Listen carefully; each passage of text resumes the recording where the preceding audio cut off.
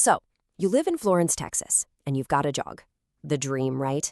Enjoying everything this amazing town has to offer with your best buddy by your side. But sometimes reality doesn't quite match the dream. That's where a great trainer comes in, and that's exactly what we're going to talk about: how to find the perfect one for you. Getting a trainer isn't just about sit and stay. It's about confidence. It's about knowing you can take your dog with you, maybe for a walk downtown or even just down your own road without any stress.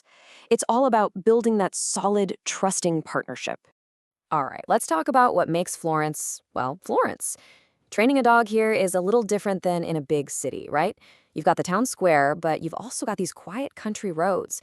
And that means your dog is dealing with a whole different set of sights, sounds, and, yeah, smells. And that's why some generic training plan just won't cut it. You need training that fits your life here. I mean, think about it. Can your dog handle walking past a field of cows without losing its mind? Can they chill out for a minute while you run into the post office? That's the stuff that really matters. Okay, so to find a trainer who gets it, you need to know what you're looking for. We're going to build your little toolkit here covering 3 main things: their training methods, what kind of certifications they have, and the different ways they actually structure their programs. First up, let's talk about how they train. The best approach, hands down, is what's called positive reinforcement.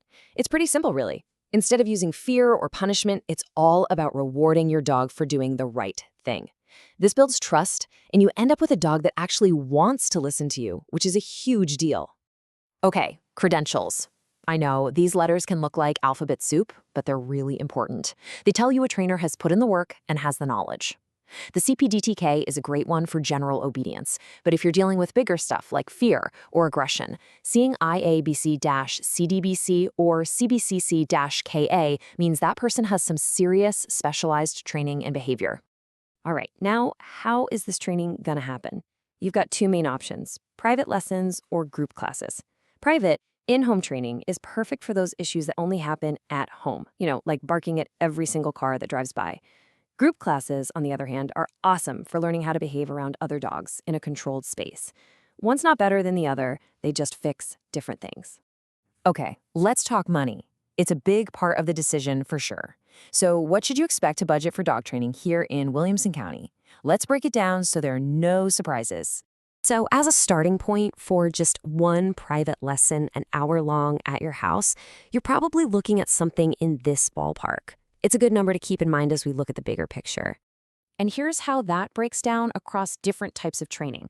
You'll see group classes are usually the most budget-friendly way to go. If you need that one-on-one help, though, buying a package of lessons is often a better deal than paying one by one. And then you have the more intensive options like board and train. They get results fast, but yeah, the price tag reflects that. Okay, you've got the background knowledge. Now what? It's time to actually talk to some trainers. And when you do, you want to be ready. Having the right questions to ask can make all the difference in finding the right person. These 5 questions are your go-to list. For the first one, the answer you're listening for is positive reinforcement. For number 3, ask them specifically about our rural setting. How would they help with things like livestock or deer? And pay close attention to number 5. A great trainer will give you homework, because the real work happens with you every single day. Having a well-trained dog isn't just great for you, it makes you a good neighbor. And that means knowing the local rules and having some good spots in your back pocket to go practice everything you're learning. So you absolutely have to know the local rules. In Williamson County, the big one is the leash law. If you're not on your own property, your dog needs to be on a leash, period. It's just about safety and being respectful. Also, make sure that rabies tag is on their collar. And the barking rule? Well, that's a perfect example of how training can make life better for everyone around you. So where can you go to practice? Berry Springs is fantastic for working on focus when there are tons of natural distractions, like squirrels and birds.